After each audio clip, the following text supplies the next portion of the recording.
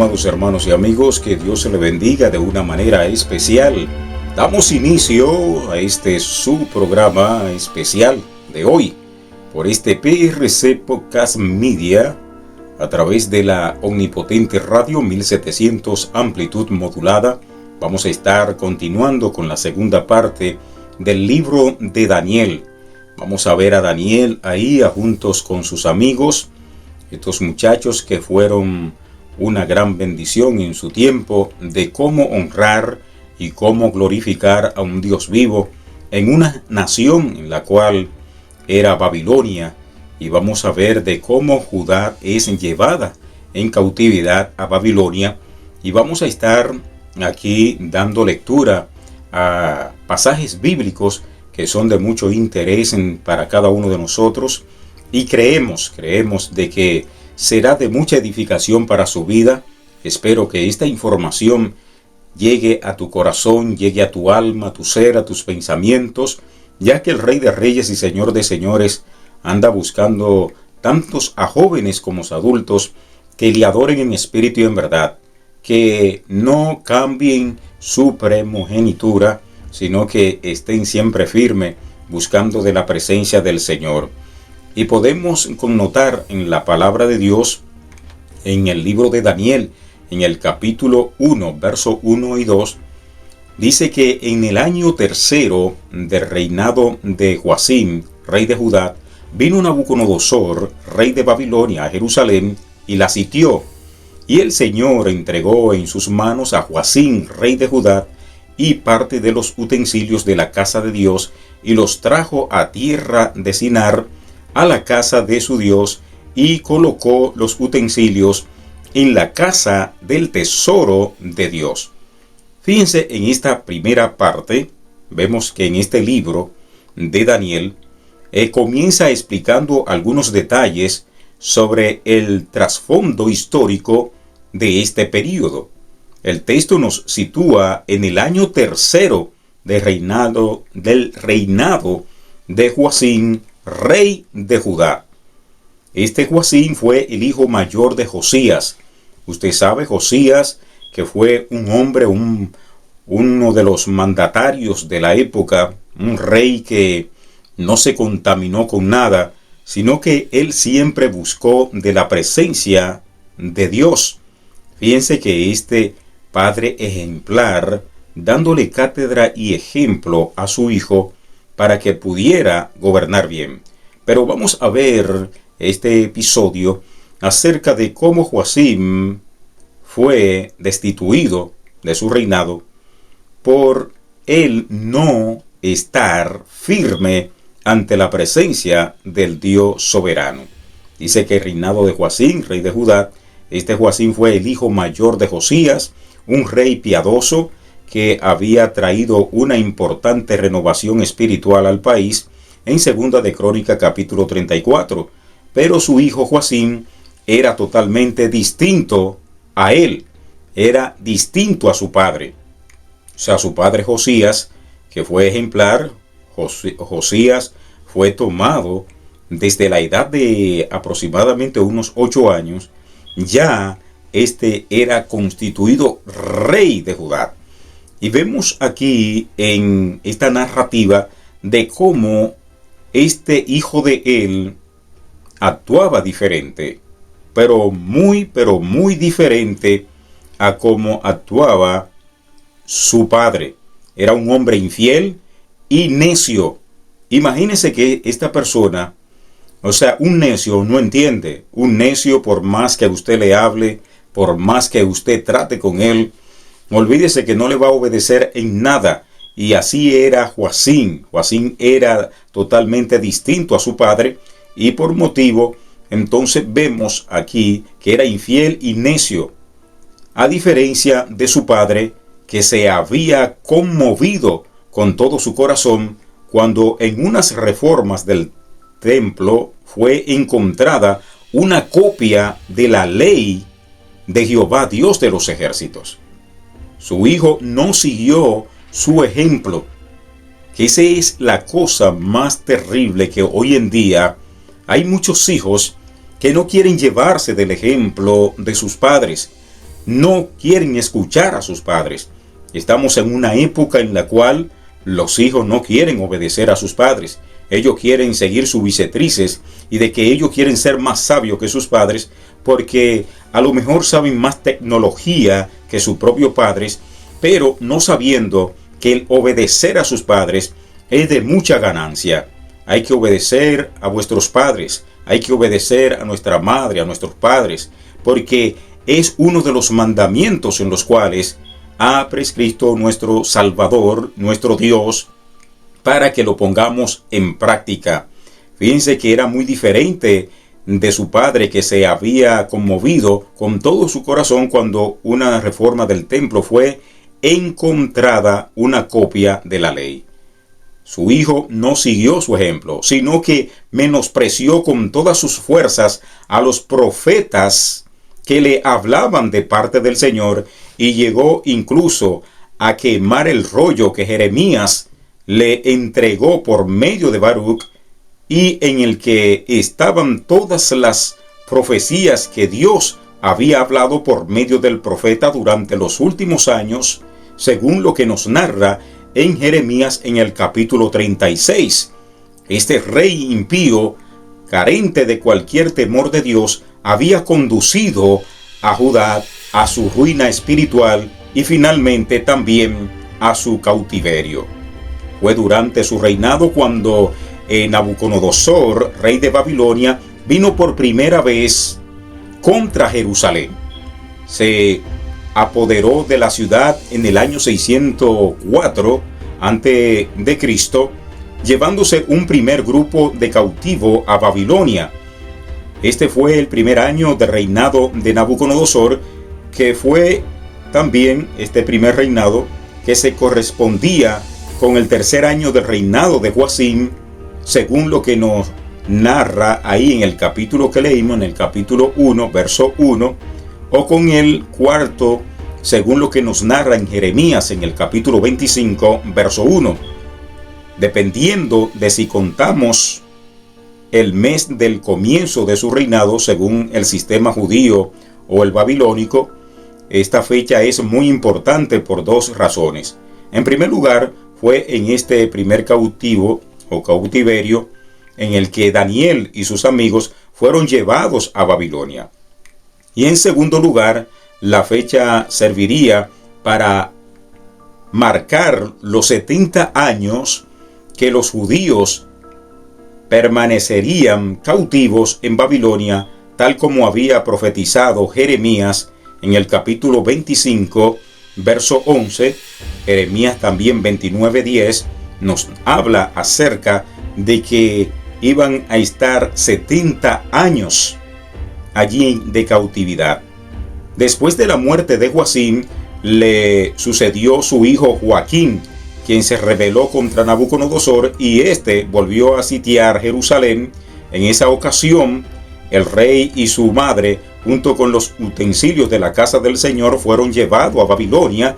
También fueron transportados una gran cantidad de prisioneros, mucho más que en la primera ocasión, según lo que vemos en Segunda de Reyes, capítulo 24, versos 6 al 16. Sin embargo, la ciudad y el templo no fueron destruidos. Fíjense que en lugar de Joaquín reinó luego Sedequías, su tío. Él también se rebeló contra el rey de Babilonia, por lo que nuevamente vino Nabucodonosor y sitió Jerusalén. Ya van en 3-4 reinados que viene este hombre, Nabucodonosor, y también vuelve a la ciudad de Jerusalén. Después de algún tiempo, Sedequías y sus hijos fueron capturados y llevados ante el rey de Babilonia. Sus hijos fueron degollados delante de Sedequías, y después a él le sacaron los ojos y le llevaron a Babilonia, donde estuvo prisionero hasta su muerte. Usted puede esto también buscarlo en Segunda de Reyes, capítulo 25, verso 7. Estoy dándole estos detalles, amados hermanos y amigos, para que usted comience a nutrirse y a investigar. Mientras usted va leyendo el capítulo, usted también puede buscar en los comentarios acerca de este desarrollo de el por qué llegaron Daniel, Ananías, Azarías y Misael allí en aquel lugar llamado Babilonia. Así que podemos connotar también que fueron transportados el resto de los habitantes de Jerusalén, quedando únicamente los pobres de la tierra. Toda la ciudad fue destruida, sus muros, las casas de los pobres, como también de los nobles y el mismo templo. Y esto podemos verlo también ir al libro de Segunda de Reyes, capítulo 25, verso 8 al 21. Y esto fue en los años o en el año 588 a.C. Todo lo que encontraron de valor en el templo de Jehová y que los babilonios no se habían llevado en las ocasiones anteriores fue transportado como botín de guerra hasta las imponentes columnas de bronce que Salomón había levantado en la casa de Jehová, las basas y el mar de bronce. Todo fue quebrado a fin de poder ser transportado. Y una vez en Babilonia, todos aquellos utensilios sagrados fueron colocados en la casa de su Dios, según lo que podemos ver en el capítulo 1, verso 2, y en Segunda de Crónicas, capítulo 36, verso 7, era una forma de decir que las deidades babilónicas habían vencido al Dios de Judá. Además, Daniel, que vemos aquí, añade otro detalle interesante. Dice que la casa de su Dios estaba en la tierra de Sinar. Esta región en Babilonia era bien conocida en las escrituras. Allí fue donde Nimrod edificó la torre de Babel. Usted puede saber con lo que se narra en el libro de Génesis, en el capítulo 10, verso 8 al 10. Este lugar representaba desde entonces la oposición organizada contra Dios, como también en Génesis capítulo 11, verso 1 al 4, donde habla acerca también de la torre de Babel. Entonces podemos connotar de que este libro de Daniel, cuando Daniel usa deliberadamente este antiguo nombre, es porque quiere recordarnos el origen de este malvado poder mundano que se levantaba contra Dios. Ahora Babilonia reemplazaba, escuche bien, a Jerusalén. El templo del Dios de Nabucodonosor sustituía el templo de Dios en Jerusalén. De esta manera, Judá pasó a estar bajo la autoridad de Babilonia, una potencia extranjera. Lo mismo había ocurrido casi 100 años antes con Israel en la parte norte del país, cuando los asirios los deportaron de su tierra. Con estos comienzos comenzó un importante periodo profético para el pueblo de Israel, que es conocido como los tiempos de los gentiles, según lo que nos habla en Lucas en el capítulo 21, verso 24. El trono de David quedó vacío sin un auténtico heredero que lo ocupara. Es un periodo que abarca desde que Nabucodonosor conquistó Jerusalén hasta que el Mesías regrese. Será entonces cuando librará la tierra de Israel del poder de sus ocupantes gentiles y se sentará en el trono de David, dando ese modo comienzo al reino milenial. Sin embargo, en los días de Daniel, la situación del pueblo de Israel era desoladora. No había rey de la dinastía davídica que les gobernara. En su lugar ocupaba el trono un funcionario colocado allí por Nabucodonosor, el rey de una potencia extranjera. Tampoco había templo, ni sacerdotes, ni siquiera quedaban sus utensilios sagrados.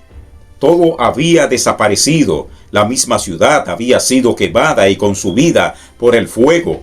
Sus habitantes habían sido llevados como cautivos a cientos de kilómetros, y que ya no había nada en lo que pensar que les pudiera animar y a regresar a su tierra.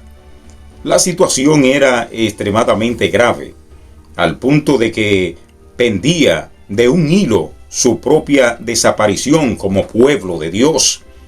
Pero, contra todo pronóstico, Dios seguía estando en el control de la situación, tal como vamos a ver a lo largo de todo este libro de Daniel. Para empezar, el hecho de que los israelitas hubieran sido conquistados por potencias extranjeras no se debía a que sus divinidades fueran más poderosas que Jehová. Notemos cómo comienza nuestro texto: el Señor entregó en manos de Nabucodonosor. O sea, entregó. Fue Jehová que lo puso en las manos de Nabucodonosor. Puso a Joaquín, rey de Judá, y parte de los utensilios de la casa de Dios. Ahí lo vimos en Daniel capítulo 1, verso 2. Fue por la rebelión del pueblo, por lo que Dios permitió, aleluya, que fueran destruidos, pero Él nunca dejó de estar en el control soberano de la historia. Simplemente estaba cumpliendo lo que les había anunciado una y otra vez por medio de sus profetas, algo que ellos podrían haber evitado si le hubieran querido escuchar. Así que Dios usó a los impíos babilonios como instrumentos de juicio sobre su pueblo Israel. Señores, vemos que en este primer capítulo, en esos 2 versículos, podemos ver estos detalles tan claros. El por qué vienen situaciones a los reinos. ¿Por qué vienen situaciones a los gobiernos? ¿Por qué vienen muertes? ¿Por qué vienen desastres sobre la humanidad?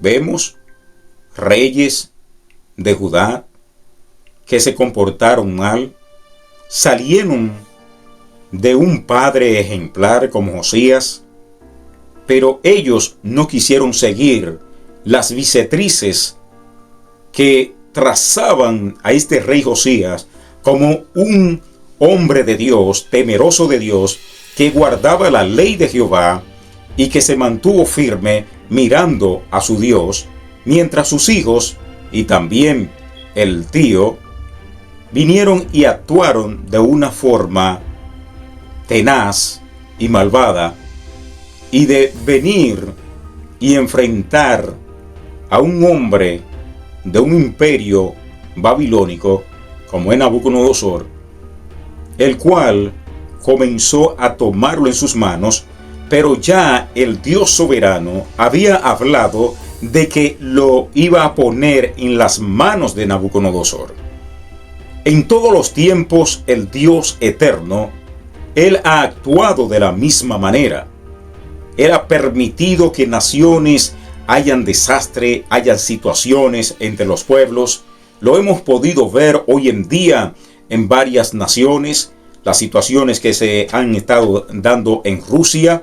Ahora mismo hay una situación terrible en Rusia de que ahora no es contra los adversarios, contra los que estaban peleando, sino que ahora mismo su propia gente se ha volcado contra él, contra aquel presidente de la nación, en el cual con Putin ahora todo un ejército se ha volcado contra él y ahora están en contra de él. Van a estar peleando contra su propia nación. ¿Por qué? Por la perversidad y la maldad de su presidente. O sea que lo mismo que se estaba viendo en aquellos tiempos de Daniel, hoy en día podemos verlo en esa nación. Podemos ver las atrocidades y las situaciones que se estaban dando tanto en El Salvador como se está dando en Honduras y en otros países donde la delincuencia era la dueña de esa nación. Pero ahora las cosas se han volcado, aunque muchos han estado en contra de ese presidente, pero Dios fue que lo puso ahí. Dios fue que puso a Bukele en esa nación para que gobierne y que lo haga con transparencia como lo hizo Josías.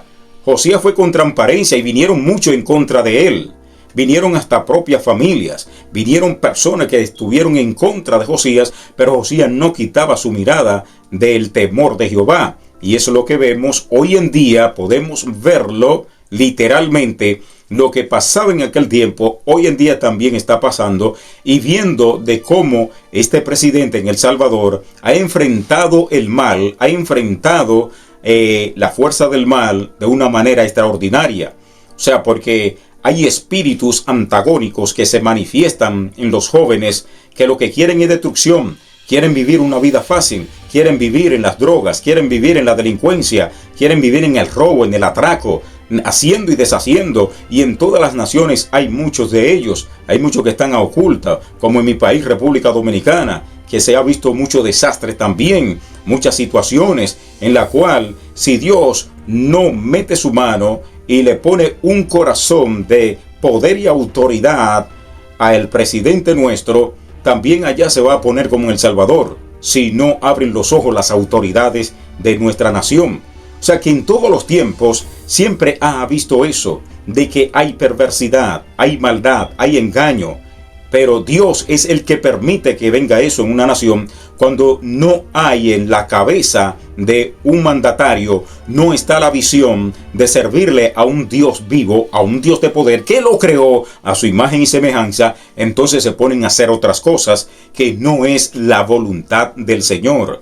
Pero fíjense que Dios usó a Nabucodonosor, que no era judío, no era hebreo, no era israelita, sino que era de aquella nación Babilonia, la cual una nación perversa, una nación idólatra, una nación que creía en diferentes dioses, tenían un montón de dioses, pero ninguno le ayudaban. Pero vemos de que Dios se glorifica permitiendo de que fuera Nabucodonosor en los 3 tiempos quitar esos reyes que habían y llevar a cautividad a todos aquellos hebreos, y luego el venir y hacer una limpieza. O sea, de tomar de lo mejor para que trabajara en palacio, para que trabajaran también y estuvieran en el ejército, estuvieran trabajando en su nación. Y vemos que en el capítulo 1, verso 3 al 7, aquí viene algo con una transparencia bien poderosa acerca de la situación de Daniel y de sus amigos en el palacio del rey. Aquí vemos que dice la palabra del Señor: y dijo el rey a Aspenaz, jefe de sus eunucos, que trajese de los hijos de Israel, del linaje del real de los príncipes, muchos en quienes no hubiese tacha alguna, de buen parecer, enseñados en toda sabiduría, sabios en ciencia y de buen testimonio, e idóneos para estar en el palacio del rey, y que les enseñase las letras y la lengua de los caldeos. Y les señaló el rey ración para cada día de la provisión de la comida del rey y del vino que él bebía, y que los criase 3 años, para que al fin de ellos se presentasen delante del rey. Entre estos estaban Daniel, Ananías, Misael y Azarías, de los hijos de Judá. A estos el jefe de los eunucos puso nombres, puso a Daniel Belsasar, a Ananías Sadrac, a Misael Mesac y a Azarías Abednego. Podemos connotar, amados hermanos, sobre esta historia poderosa, que Daniel y sus amigos son transportados a Babilonia. A lo largo de este libro veremos la increíble influencia que Daniel y sus amigos tuvieron en el imperio babilónico y también en el persa, pero al comenzar nuestra historia, nada hacía pensar que esto pudiera llegar a ocurrir. Fíjense que Daniel y sus compañeros eran jóvenes judíos. Lo pudimos verlo ahí en el primer capítulo. Eran jóvenes judíos, seguramente adolescentes, todavía que vivían en Judá bajo el reinado de Joacim, cuando Nabucodonosor, rey de Babilonia, conquistó el país y se lo llevó cautivo. Qué triste que, siendo tan jóvenes, ya tuvieran que haber presenciado la crueldad de los ejércitos babilónicos, irrumpiendo en sus casas, matando, violando y llevándose todo aquellos que le parecía de valor. Ellos mismos eran de esos objetos que habían reservado porque pensaron que les podrían resultar útiles en el futuro. Pero podemos imaginar las terribles secuelas que todas aquellas escenas tuvieron que dejarles en la mente, como también en su corazón. ¿Cómo podrían convivir en paz el resto de sus vidas con aquellos que habían matado a sus seres queridos y habían destruido todo lo que ellos amaban? Podemos ver, amados hermanos y amigos, con frecuencia muchas de las cosas que nos ocurren son la consecuencia de nuestras malas decisiones. Pero con lo que concierne a Daniel y también a sus amigos, habían sido los causantes de esa tragedia nacional. Ellos fueron algunos de los muchos jóvenes que sufrieron las consecuencias del impío gobierno de Joacim. Fue por esa causa, porque ellos eran jovencitos que no tenían que ver con nada de lo que estaba haciendo su rey. Podemos imaginarnos cuánta amargura podría haber en ellos contra el descendiente de la casa de David, que en aquellos días ocupaba su trono. Además, tal como dice el versículo 3 que estuvimos leyendo, estos jóvenes eran del linaje real de los príncipes. O sea, estos jóvenes eran muchachos educados, muchachos formados, muchachos los cuales fueron formados por sus padres y también por sus maestros de la época. Fíjense que eran muchachos en los cuales se le enseñaba valores en su hogar. Todo hacía suponer que su vida iba a estar llena de comodidades y lujos en la corte de Judá, pero ahora eran cautivos de una potencia extranjera. Quizá por algún tiempo tuvieron la esperanza de que esa situación fuera temporal, pero las continuas rebeliones de los reyes de Israel hicieron que Nabucodonosor los destruyera completamente, tal como hemos visto más arriba.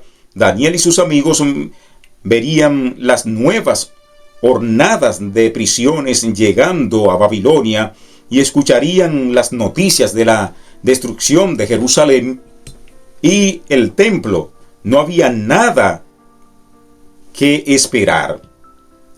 Fíjense la preparación, todo lo que Dios hace para luego Él levantar a sus hijos y darle la victoria. Para luego darle la victoria a estos muchachos, los cuales vamos a ver más hacia adelante.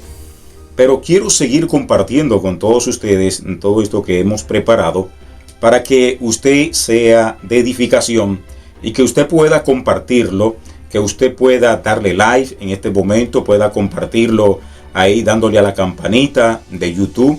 Usted puede compartirlo con todos sus amigos, tanto en Facebook como también en YouTube, ya que estos son no argumentos, sino informaciones de lo que Dios hace acerca de lo que está escrito y cómo Dios usa al perverso para también traer una lección, porque toda la Biblia hay muchas lecciones poderosas que es para nosotros poder absorber y andar rectamente ante la presencia del Dios soberano. Fíjense que Daniel y sus amigos son seleccionados, lo vimos al principio, son seleccionados para formarse en la escuela del rey de Babilonia. Cuando los judíos llegaron a Babilonia, los funcionarios del rey recibieron la orden de seleccionar a algunos de ellos para servir en su administración. No hemos de olvidar que con cada nuevo país que Nabucodonosor conquistaba, iba formando un gran imperio para que teniera que organizar una sólida administración que pudiera entender las lenguas y costumbres de lo babilonio. Imagínense, de aquella nación que estaba enesionando. Por esa razón, el rey encargó una cuidadosa selección a fin de encontrar algunos jóvenes que fueran del linaje real de los príncipes, en los que no hubiese tacha alguna, de buen parecer, enseñados en toda sabiduría, ser sabio en ciencia y de buen entendimiento, e idóneos para estar en el palacio del rey. Está este rey jugándosela, porque está trayendo gente, pero que son jóvenes, nuevos, para enseñarle su lengua, para enseñarle sus costumbres, para que le sirvieran a él. Y fíjense que seleccionaron muchos, pero que nosotros podemos dar referencia de estos 4, porque dice que lo tomaron con todo ello para que comieran de la ración del rey. Y cuando Aspenaz, jefe de los eunucos, que apenas era el oficial de la corte de encargo de supervisar esta sesión en la que entre otros fueron elegidos Daniel y sus 3 amigos, es bastante razonable pensar que otros jóvenes judíos fueran castrados en aquel momento, dado que Aspenaz era el jefe de los eunucos. Era aquella persona que le tomaban el prepulso, se lo cortaban, o sea, su miembro, y eran cortados, y que estos muchachos, dice que esto explicaría por qué nunca se mencionan las mujeres e hijos de estos personajes. Así que se cumplió lo que el profeta Isaías había antes anunciado en su libro, en el capítulo 39, me parece, capítulo 39, verso 7, donde dice la palabra: de tus hijos que saldrán de ti y que habrán engendrado, tomarán y serán eunucos en el palacio del rey de Babilonia. ¿Cuál fue ese rey? Nabucodonosor. Esta era una práctica común en el antiguo Próximo Oriente, con la que se pretendía hacer que los jóvenes fueran más dóciles, que no se distrajeran con otros asuntos, sino que se ocuparan enteramente en estudiar y en aquellas tareas que se les asignase. Pero en todo caso, podemos nosotros ver y comentar acerca del roce que ellos tenían. Lo que estaban eran con libros, estudiando la lengua, las costumbres de esta nación. Fíjense que ellos mismos privaban de tener descendencia y también de los goces legítimos del matrimonio. Esto era así porque su vida entera tendría que estar dedicada a aquel rey que los había conquistado por la fuerza de las armas. Cuando nosotros vemos a Daniel y sus amigos, son formados en la escuela del rey de Babilonia. Después de esto comenzó un proceso de formación intensiva en las mejores escuelas caldeas que duraría 3 años. Es lo que nos dice las Sagradas Escrituras, y en los que tendrían que aprender las letras y la lengua de los caldeos. Suponemos que este programa educativo también incluiría estudios de, vamos a llamar, de matemática, de leyes, de religión, de arquitectura, de astronomía y astrología, por decir, dentro de la rama de lo que se puede connotar allí en Babilonia. Por supuesto, con esta formación querían conseguir que fueran funcionarios útiles en el gobierno de Nabucodonosor, pero también querían terminar con cualquier rastro allí en Babilonia.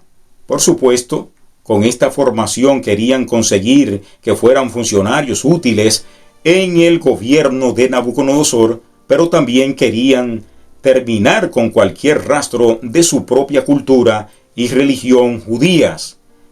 Fíjense que la situación por la que ellos tuvieron que pasar no nos resulta desconocida a nosotros, porque también en nuestros días la educación pública en muchos países está diseñada para apartar a los niños y jóvenes de todos los principales, de todos los principios morales y espirituales enseñados por la palabra de Dios. Fíjense que Daniel y sus amigos se les asigna provisión de la comida del rey. Sin duda, la provisión de la comida del rey sería de la mejor calidad y variedad en que se pudiera encontrar. No obstante, para un joven judío, aquello constituía un verdadero problema, ya que muchas de esas comidas no serían consideradas limpias por la ley levítica. Eso es lo que pasa. Cuando vamos a Levítico capítulo 11, habla acerca de los alimentos que ellos podían comer y no comer. Como cuando vamos también a Deuteronomio en el capítulo 14, verso 13 al 21, nos habla de todo esto acerca de los alimentos que comían los judíos. Y fíjense que, como vemos, el proceso de transformación cultural al que estaban siendo sometidos no se limitaba exclusivamente a lo que concierne a lo intelectual, sino que tenía que ver también con los aspectos más íntimos de su vida diaria, incluyendo hasta su dieta. Era el rey quien determinaba cuál era el menú que tenían que comer estos muchachos. Así era esa época, así era la situación que se estaba dando en los tiempos de Daniel, en los tiempos de Sadrat, Mesach y Abednego, allí en aquella nación en la cual los babilonios tenían posición casi en todas las regiones y naciones en su época. Podemos ver, amados hermanos y amigos, y con este punto quiero finalizar esta segunda parte acerca de este libro de Daniel, en el cual es mucho lo que vamos a estar abordando, y quiero que usted comparta el video, que usted le dé like, que usted lo comparta con los demás, porque esto está interesante. Vamos a estar hablando, estamos desarrollando, imagínense, el primer capítulo, todavía no hemos pasado el segundo capítulo. Imagínense, estamos comentando acerca de cómo estos muchachos llegaron a esa nación y de todo lo que Dios tiene para fortalecer también nuestra vida espiritual, de cómo estos muchachos no se contaminaron con nada. Vemos que el jefe de los eunucos cambia el nombre a Daniel, cambia el nombre a sus amigos, y podemos ver los nombres cambiados. Seguramente hubo otros más que fueron seleccionados de entre los cautivos, pero aquí solo se mencionan a Daniel, se menciona a Ananías, a Misael y a Azarías. Seguramente esto se debe a que solo ellos se comprometieron a mantenerse fieles a Dios. O sea, nos está dando una connotación aquí en este comentario de que estos cuatro fueron los únicos que no se contaminaron. O sea, se comprometieron a no contaminarse. Entonces podemos ver que los demás comieron de la ración del rey, hicieron cuantas cosas, pero ellos tenían una visión clara de cuál era su Dios, cuáles eran sus raíces, ¿Cuál fue la formación que le dieron sus padres? De adorar al Dios de Israel. Así podemos ver, y así pues, ya que sus nombres honraban a Jehová, el Dios de Israel, el jefe de los eunucos decidió cambiárselos a Daniel, cuyo nombre significa Dios ha juzgado, o Dios es mi juez. Usted puede tomar apunte de lo que estamos informando acerca de las Sagradas Escrituras y este libro de Daniel en esta segunda parte que estamos compartiendo. Tanto usted puede compartirlo en Facebook como también en Instagram. Lo vamos a estar compartiendo en YouTube y espero que sea de mucha bendición para ustedes. Así que el nombre de Daniel significa Dios ha juzgado o Dios es mi juez. Ese es lo que significa el nombre de Daniel.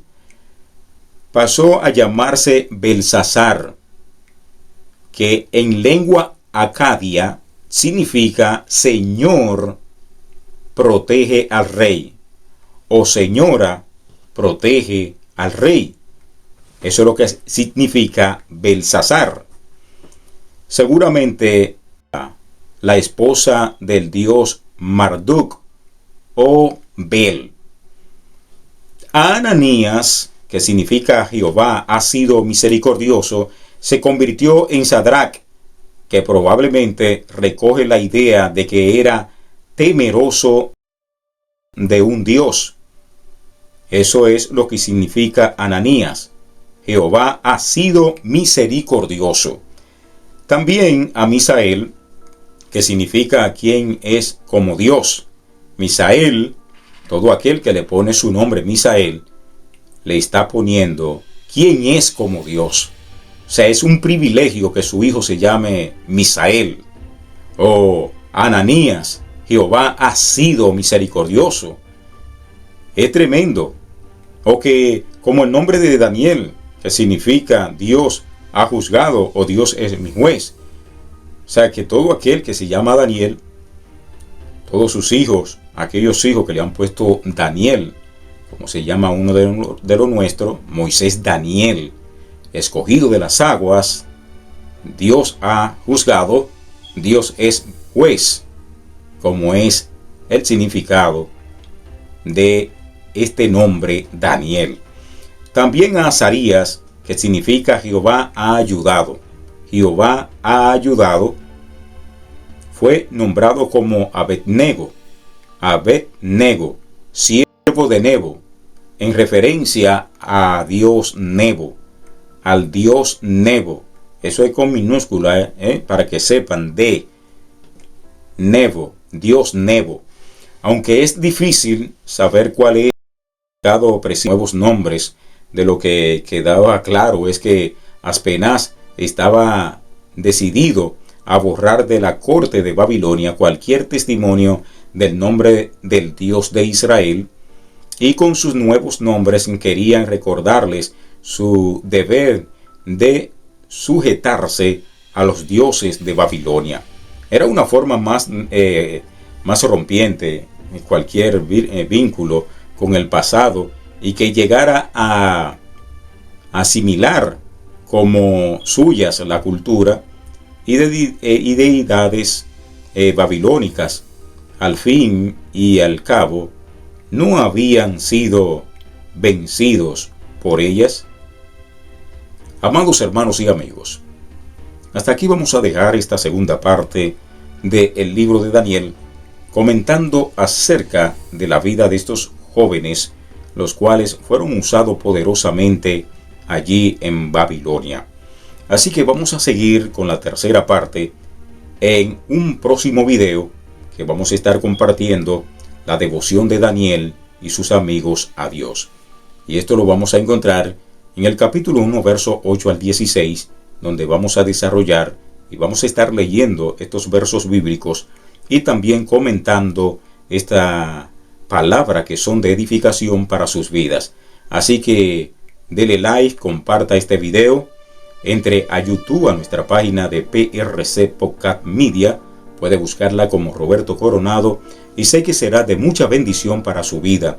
Así que le invitamos a que no se pierda la tercera parte de este libro de Daniel, y estamos apenas en el capítulo 1 y vamos a entrar al verso 8 al 16, donde vamos a dar más detalles acerca de Sadrach, Mesach y Abednego y este Daniel que fue usado poderosamente. Que Dios le bendiga, Dios le guarde, y sigan con nosotros ahí a través de las redes sociales. Yo soy su hermano y amigo, el pastor Roberto Coronado. Que Dios le bendiga grande y abundantemente. Y recuerda, comparte el video.